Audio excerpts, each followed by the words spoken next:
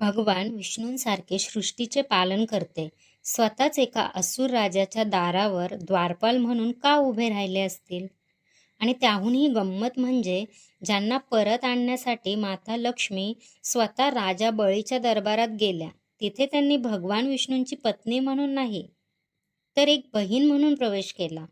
पण त्यांनी राजा बळीच्या हातावर राखी बांधल्यानंतर अशी कोणती मागणी केली की राजा बळीला स्वतः भगवान विष्णूंनाच त्यांच्यासोबत पाठवावं लागलं?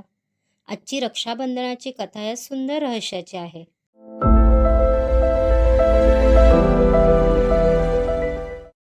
श्रावण महिना म्हणजेच सणांचा महिना.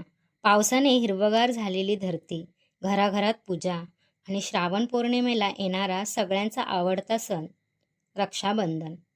लहानपणी रक्षाबंधन म्हटलं की आपल्याला आठवतं नवीन कपडे, राखी, गोडधोड, भावाकडून मिळणारी भेट आणि बहिणीला चिडवण्याची भावाची नेहमीची सवय.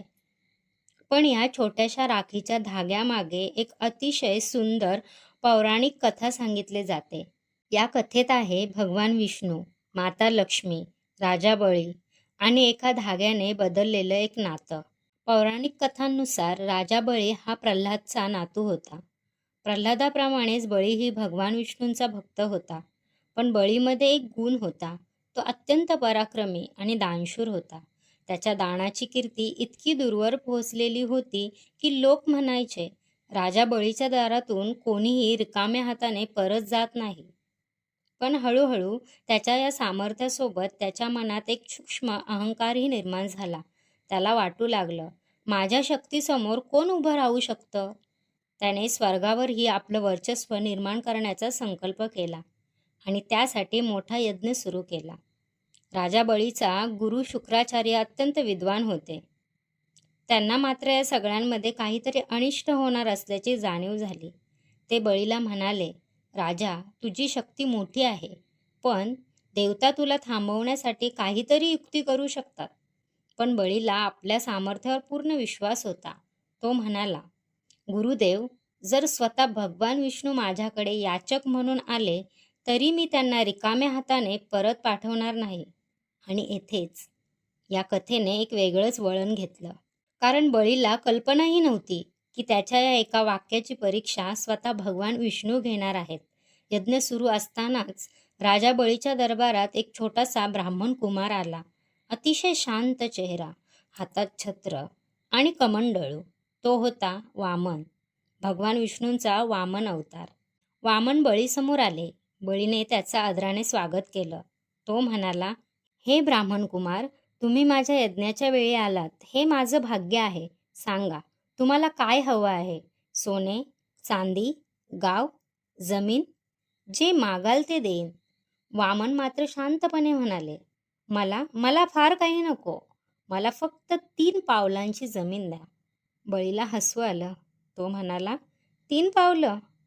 माझ्याकडे एवढं मोठं साम्राज्य असताना तुम्ही फक्त 3 पावलं जमीन मागत आहात?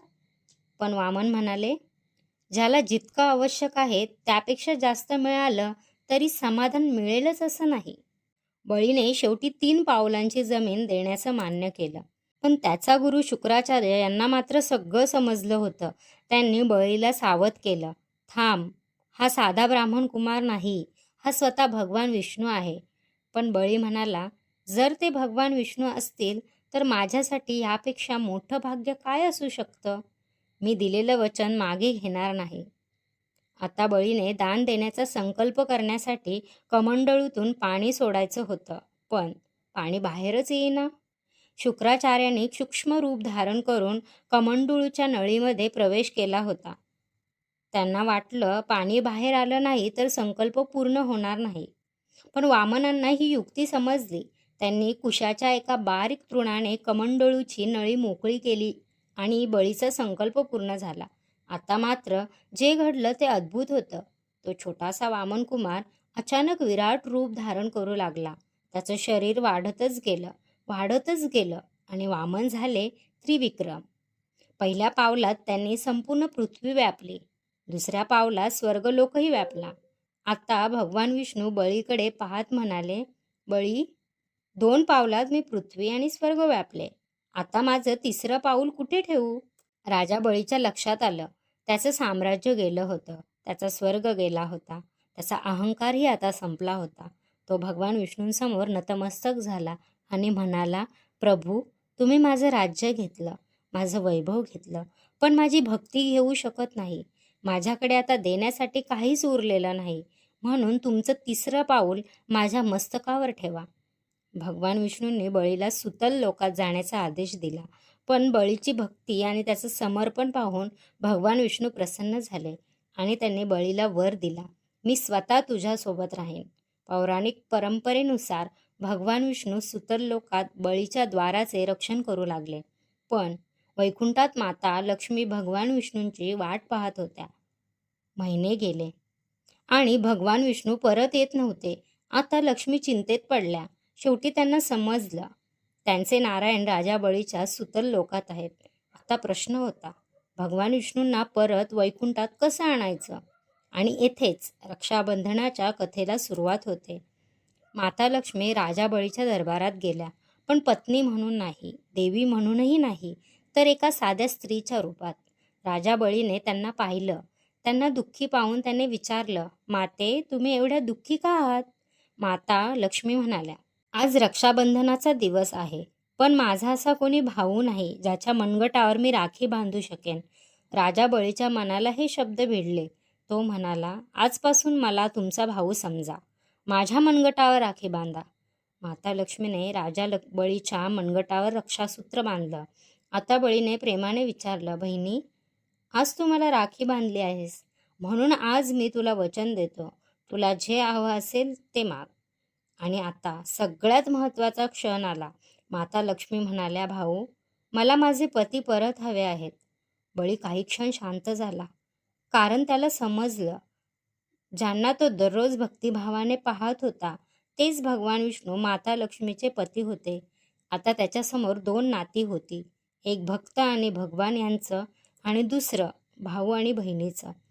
राजा बळीने शेवटी आपलं वचन पाळलं. तो म्हणाला, माते, आज तुम्ही मला भाऊ मानला आहे, मी एका बहिणीचं मन कसं दुखू? भगवान विष्णू तुमचे आहेत, तुम्ही त्यांना तुमच्यासोबत घेऊन जा. आणि अशा प्रकारे एका राखीच्या धाग्याने दोन नात्यांना जोडले, बहीण आणि भाऊ आणि भक्त आणि भगवंत. ही कथा आपल्याला काय सांगते? रक्षाबंधन म्हणजे फक्त भावाने बहिणीचं रक्षण करायचं एवढाच अर्थ नाही. रक्षाबंधन म्हणजे एकमेकांच्या सुखदुःखात उभं राहण्याचं वचन. राजा बळीने माता लक्ष्मीच्या हातून राखी बांधून घेतली आणि त्याने आपल्या बहिणीचं वचन पाळलं. म्हणूनच राखीचा धागा छोटा असला तरी त्याच्यामध्ये नात्याची ताकद खूप मोठी असते. आणि हाच रक्षाबंधनाचा प्रेम, विश्वास आणि वचनाचा सुंदर संदेश आपल्याला आजच्या रांगोळीतही दिसतो. मध्यभागी असलेली राखी भाऊ बहिणीच्या प्रेमाचं आणि रक्षणाच्या वचनाचं प्रतीक आहे. तिच्याजवळची पूजेची थाळी आणि भेटवस्तू हा सणातील प्रेम, शुभेच्छा आणि आपुलकी दर्शवतात. आणि संपूर्ण रचनेतील उत्साही रंग या नात्यातला आनंद, प्रेम आणि उत्साहाची भावना अधिक सुंदर करतात. म्हणजेच ही रांगोळी फक्त रक्षाबंधनाची सजावट नाही, तर एका छोट्याशा धाग्यात दडलेली मोठी भावना आहे, प्रेमाची, विश्वासाची आणि आयुष्यभर साथ देण्याच्या वचनाची. तुम्हालाही या रांगोळीमागची कथा आणि संदेश आवडला असेल तर व्हिडिओला लाईक करा. तुमचे विचार आणि अनुभव कमेंटमध्ये नक्की लिहा. आणि अशा सुंदर, सुबक, मनमोहक रांगोळ्या, प्रेरणादायी कथा आणि सकारात्मक संदेशांसाठी आपल्या चॅनलला सबस्क्राईब करायला विसरू नका. चला तर मग पुन्हा भेटूया एका नव्या रांगोळीसोबत. तोपर्यंत नमस्कार.